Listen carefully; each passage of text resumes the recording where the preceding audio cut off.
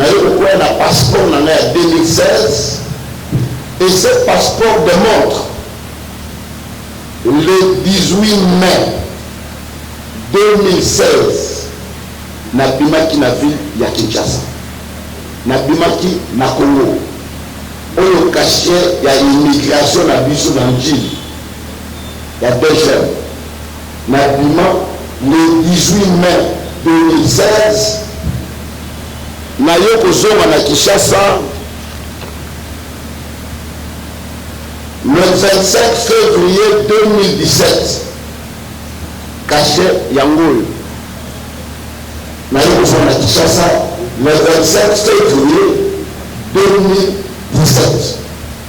Ça dit que 9 mois naza na libanda ya mboka na yebite ndenge nini na mois de décembre le 5 décembre Kabungali sakena kolia na Safari Beach nga naza na poto na me multiplier na zone na Kinshasa na pesi mwana mobile le poison pour attirer Kabungali pour dire que c'est du mensonge, c'est du montage. Voilà pourquoi la CNI, je pourrais aller en justice pour diffamation et implication dommageable. Je ne suis pas y allé. Nazamou Nzambe n'a pardonné, mais je suis venu pour démentir. Et la scène n'a pas ça. Si réellement ça a été empoisonné, Allah de la moine mobile on a mis la mauvaise piste. On lui va passer le poison au Tchélangaï. Mais le passé des années étaient tous à cette période, à la Kinshasa. Alors, il y a des gens qui ont monté le poison, après ça, le poison au Tchélangaï. Alors, s'il ne poursuit pas ces garçons, ça dit que c'est du montage. Voilà pourquoi la CNI n'a pas de presse, il y a pour divulguer, il y a pour démentir, ma Kamoumou Souana, Mbingamou Ezali. Et je mets en garde maintenant toute personne qui s'hasarderait d'une manière ou d'une autre avec des informations diffamatoires et aussi la sous dans le moment où nous sommes l'obité, nous sommes entre bango. Là, je lui porterai plainte. Mais pour moi, je n'ai pas de problème avec Aboulou Alessa. On n'a jamais connu de problème avec lui. Et de deux, la dernière fois que nous nous sommes vus avec Aboulou Alessa, c'était en 2015. Dans la salle campagne triomphale, à la campagne Nangor, une semaine après, à Zaka na veille na triomphale, et je suis aussi le rendre visite la carte de la campagne na Yowana, Veyowana. Et depuis là jusqu'aujourd'hui, même dans Nzela na Mutuka, qu'il y a l'équipe dans l'équipe, on ne s'est jamais vu. Et en plus, chaque chose je le fais pour un intérêt. Quel est mon intérêt? Il y a retiré la Rabougali sa poison. Ceux qui n'ont tiré le poison, n'a pas passé à l'église. Et de deux, si nous devons imaginer comment on peut faire un poison, kakabouye, ou y a un mouton qui est béni, ou proposé, ou y a un mouton qui est sur la zone de Kounaye, camarade, naïe, va voir un déni, ou que nous proposons mouton de Kamamoune, l'Indéwana. Pour dire que c'est des mensonges, voilà pourquoi je vous invite pour démentir, message, témoignage à l'Okuta, où ils ont des cas en boucle, dans la chaîne de la télévision. J'ai vu des mamans qui pleurent, quand ils savent qu'il y a il y a l'Okuta, ils ont la tina, parce que ma camouflage, mon ballon a zone besoin de ma caméra l'Okuta. Si les amis ma caméra solo, ballon de la moine, mon ballon a l'accès à la solo, motomini, à plaquer le poison, parce que la période dans la zone de chasse. Je dis et je vous remercie. Comme d'habitude, vous allez commencer par vous présenter le nom de l'honneur de presse et vous poser juste une question. Et on reçoit 5 personnes. Et puis on va boucler. On va vous demander le Roland Issou. Le bilan, c'est depuis ses 23 ans, il est devenu patron. Il a livré les carottes, il a construit des écoles. Pour quel motif il empoisonnerait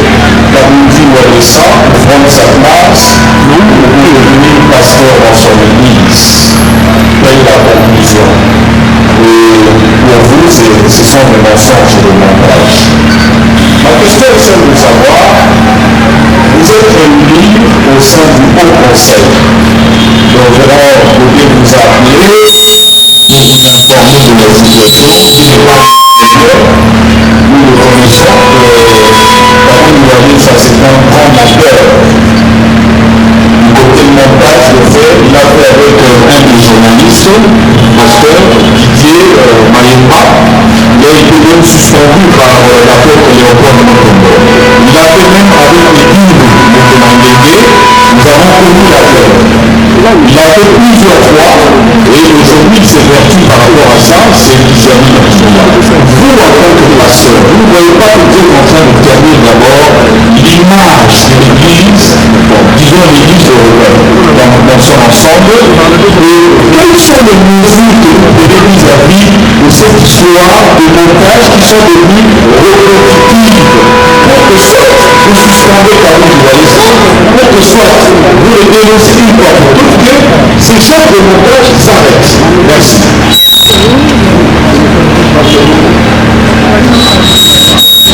La première chose, je ne peux pas revenir à la question de la bénéficier de la salade. Moi, je veux à ce que le conseil, à ce que le conseil on va capitaliser ça. Parce que je n'ai pas capitalisé cette chose-là. Il y a une personne qui est partie de dire, Kaboulé c'était la sa maison, mais une personne qui est partie de dire, Naye aussi Naye pardon. Parce que nous avons naturel pardon.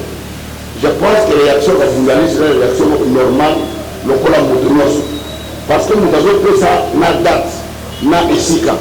Et que Boulali savait que la date où on a esika, on a azalaka mokoloana. Alors je ne trouve pas à quoi lui pourrait être. Sauf que on peut confirmer le montage si Kaboulali ça ne poursuit pas la personne en justice. Pour Moutouana a éclairer est-ce que Nani a pesakile, Nani a simanaye, na makambo a zali koloma. Pour le reste, je ne peux pas entrer. Et puis vous devez savoir que l'église a connu les laïcs, État congolais a laïque, Moutouana libre, on ne peut pas prendre une décision dans le ministère de Moutoumouro Boye, ceux qui ont une corporation à piloter. Donc il n'est mis dans le haut conseil, donc on pose la mesure de mon côté pour la Tinanaï. Ok, merci beaucoup. Gilles Ngandola, Lingala Facile, et puis pour recevoir un dégo de 1000 Boto. Gilles Ngandola, Lingala Facile, juste une question.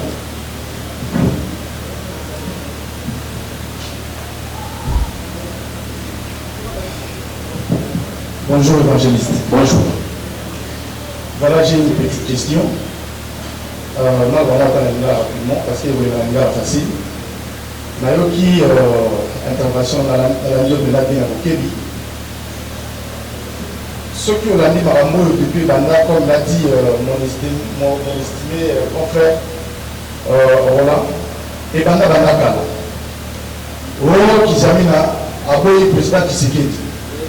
Kizamina, Asadi Boye, à Bichaya Université. Kizamina Boye, Kizamina Boye, Kizamina Boye. Makambo Zolanda na Kaka. Puis, na Oyo, Komi Oyo, il y a pasteur évangéliste Kaboul Doualiza. Si vous avez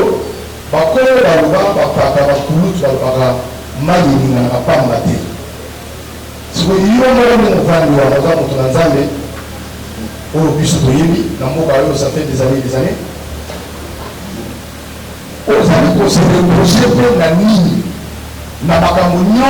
Parce qu'il n'y a pas seulement Kizamina qui est l'homme de Dieu, na mais Makamoto di Magara na Congo ya Kizamina fait ceci, il a fait ceci, il a fait ceci. Moi je me rappelle la dernière fois, tu as dit le l'aéroport à Til, la dernière fois, tu as dit l'aéroport à Til, tu as dit l'aéroport là. Na molo du Mokene. Si vous avez tout maintenant. Et ça a nini kaka Kizamina. Et puis ceux qui osent coupable de plainte comme empoisonnement, pourquoi ne pas seulement porter plainte parce qu'il s'agit de votre personnalité, ne obéissez pas.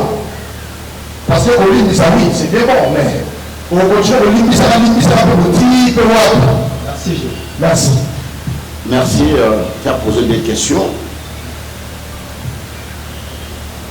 Si les choses s'avéraient justes, Makambo Balobaka, sur les fondements, À ce moment-là, on a me justifier. Mais ma cambo oyo est un fondement mon côté. Preuve mon côté. Bon, l'anda qui joue à défense na l'université, le professeur Edi Mwanzo, un des grands professeurs tous en Namboka Oyo, il est revenu. Dans ma cambata, il y a mais bino naba journaliste. Est-ce que mon abisso na l'université de Sala PV, il y a des examens à triche. Mais ceux qui PV zate, biso ba colo université, ba professeur naïe. Tout ça là est sur base de quoi bien vous justifier sur des montages. Alors, Mamakamo Balobia, Mambongo, Yaboye, Makambo Bele. Je sais qu'il y a des gens, qui sont là peut-être de manière avec la volonté manifeste, il y a nuire la réputation dans l'Aïe.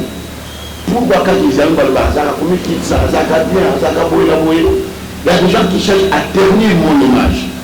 Mais toujours est-il que nous avons bazar juste. Nous sommes dans le Baka, ils auront toujours il y a le Kouta et qu'il y a la musique à terre. Je n'ai de problème avec personne et je ne me reproche de rien. Vous voyez, dans la terre, qui est passé, qui est dans la terre, à son poids qui a monté dans la terre. Jamais. Vous voyez, dans la terre, qui est passé, qui a mis un problème. Non. Ce sont des gens qui veulent nuire à ma personne et à ma personnalité. Mais et aussi parce que je sais à qui je crie.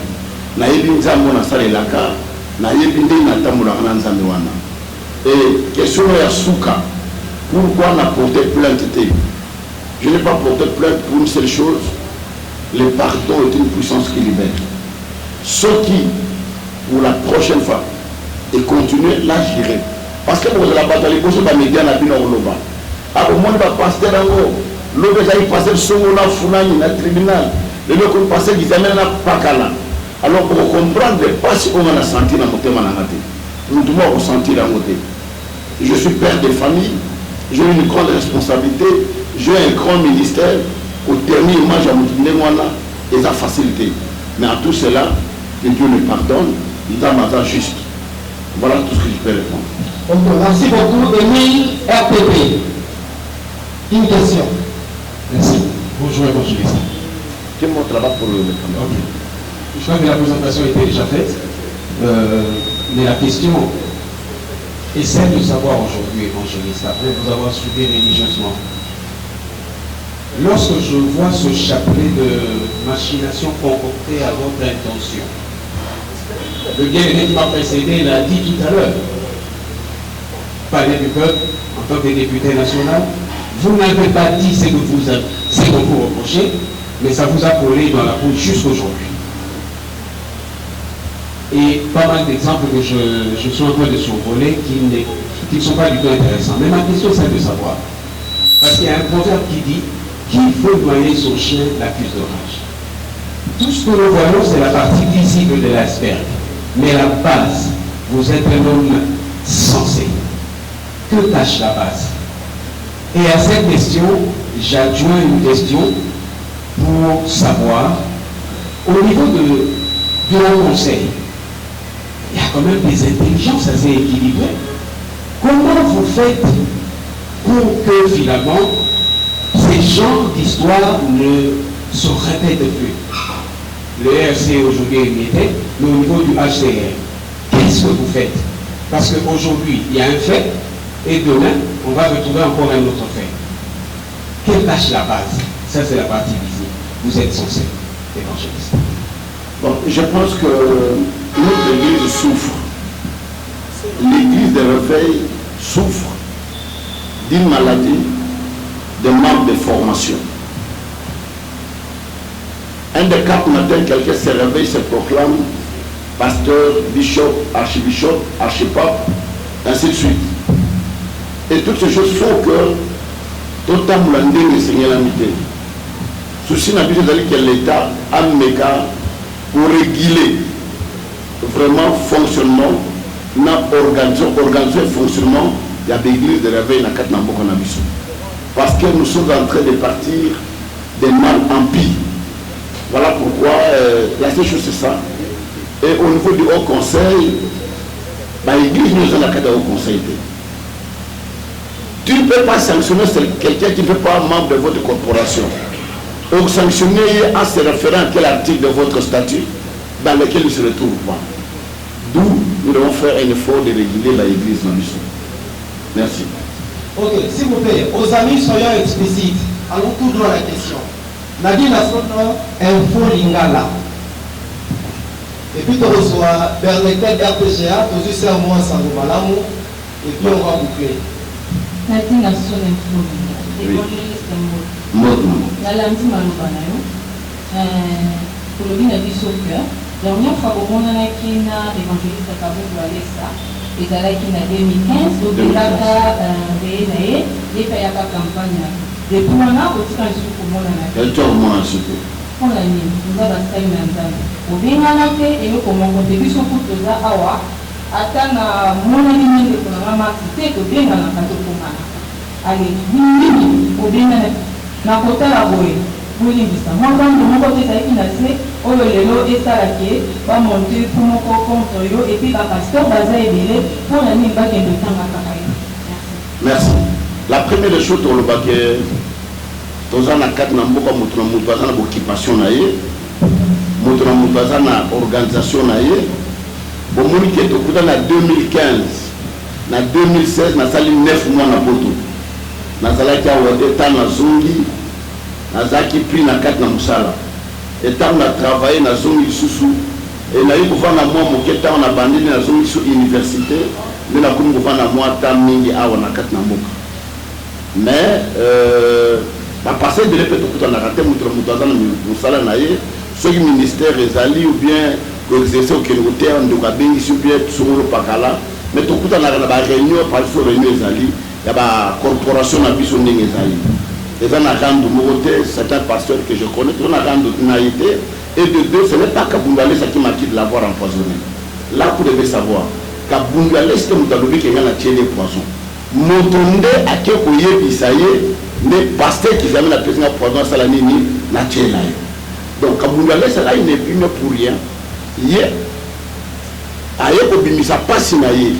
Maintenant, quitte à lui, Kabungale, c'est à Roland de la Moutola parce que la date où il y a se reconnaître à Kenya à la Safari Beach, à Bimisa la photo, et là le 5 décembre.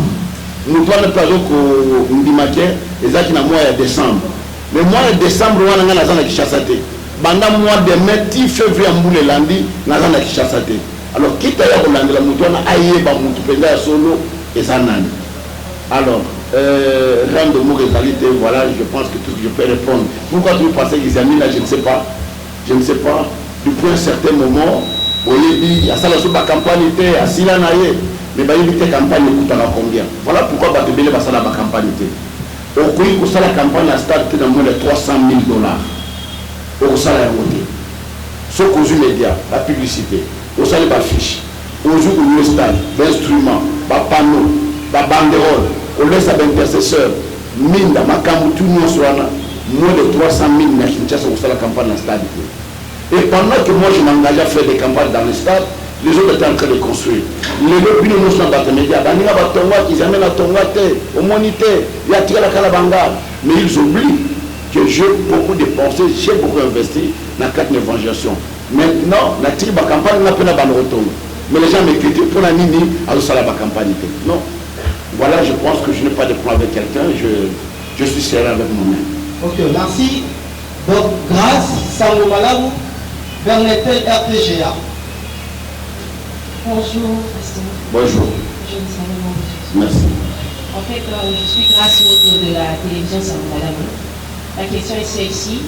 Vous savez, fait la politique. Alors, est-ce que avez-vous eu le temps de revoir votre parcours et tout, la politique? Parce que les gens peut-être pas réussi tout ça avec la parcours au frustrant qui va toute une manière ou d'une autre pour que les lots, pasteur, c'est pas que dans votre parcours politique, vous avez eu à frustrer de gens et tout ce qu'on va dire, là on a pu faire ça, peut-être dire on peut se évader. Merci, c'est une très bonne question. On a la science politique, peut-être aux accords de la maternelle, dans la CDC. J'ai terminé en 1997 université. C'est à peine que je suis reparti, encore ma université. En politique, tout est possible. Parce qu'on interpellé le ministre Mokoboye par rapport à ma Kambouna et à Zosala. J'ai dit à interpeller beaucoup de ministres quand j'étais au Parlement. Quoique,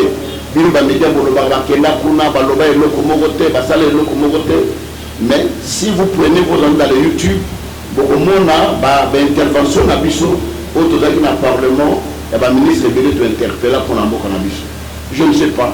Moi-même, je ne me reproche de rien. Véracité. Donc, j'aime être verdict dans ma Kambounanga, dans la gauche droite, dans la sincère Nangamoko. Et par combine, il y a même au place je vous l'ai dit plusieurs fois, le Parlement va changer de constitution.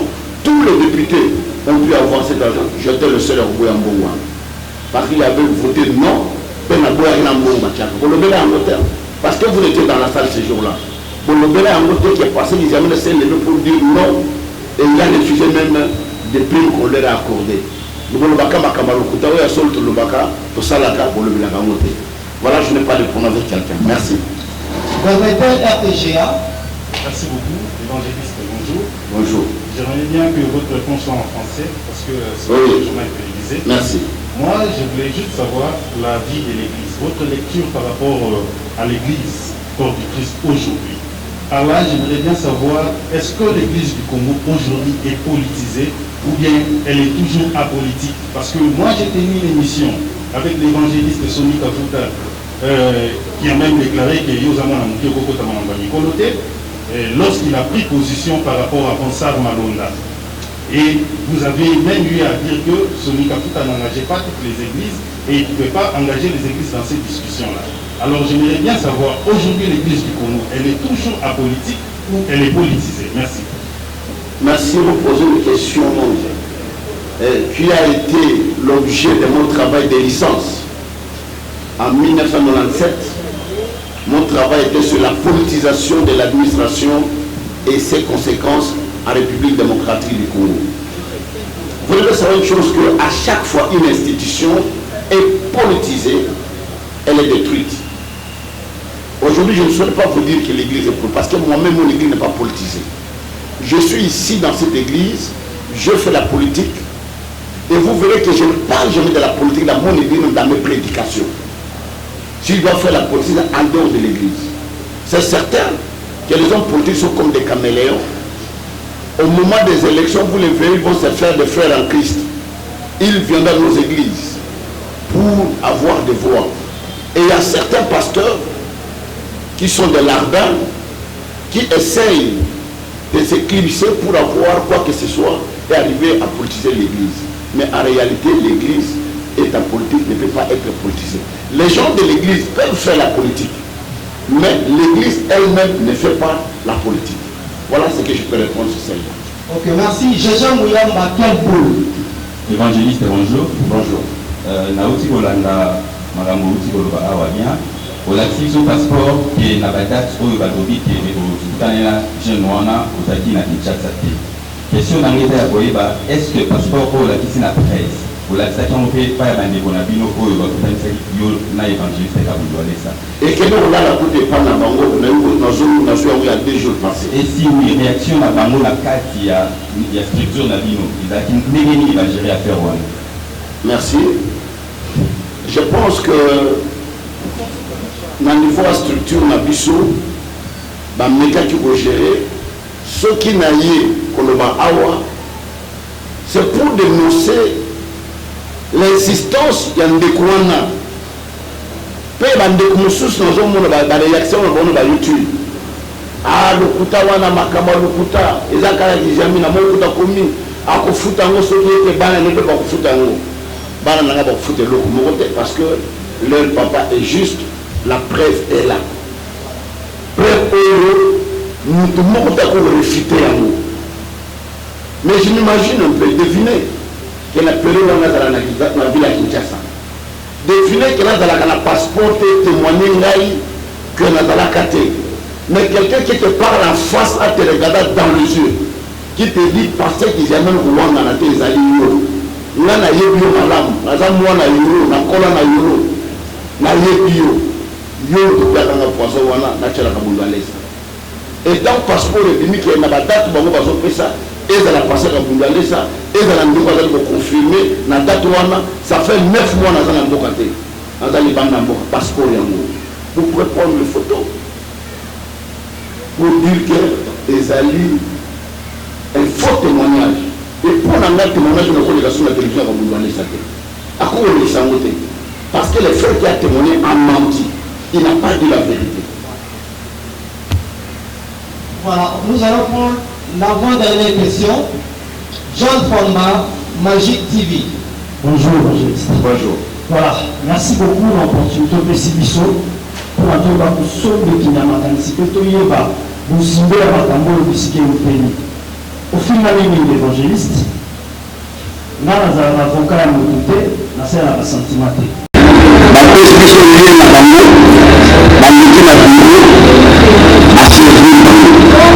Si vous utilisez le mot, il y aura quelqu'un ici dans mon bureau, la liste dans les liens de nos amis, et positionner sur la télévision en clair, et positionner plan de bien à bureau, pour que Baba n'a pas plan de bien à il y a déjà qui la marque de caméra, vous voyez que vous avez besoin. Avec la caméra, vous dites que vous savez la moitié. Après le semblant, vous filmez avec pourquoi il faut aller à ce niveau de la famille, à tout le monde. Voilà pourquoi pour la crédibilité, la vérité, la mission de sa famille, non, c'est que là, nous faisons la max, liste, il y a bateau dans un appareil de sociaux, liste, il y a ma chaîne, et ma famille, ma claire, na ma liste en volant la plan de bien à boulot. Il y a un peu de ça, et on a la commune de service tout le monde. Est-ce que vous voulez, madame? Voilà. C'était important à faire un robot pour se l'évaluer. C'était important. Heureusement que notre ensemble de la Tata a ce pays et retenons ça qui awa, à j'attends moi, je peux aussi ma fille, pas trop long. On n'a pas bâti ça qui tenait, c'est que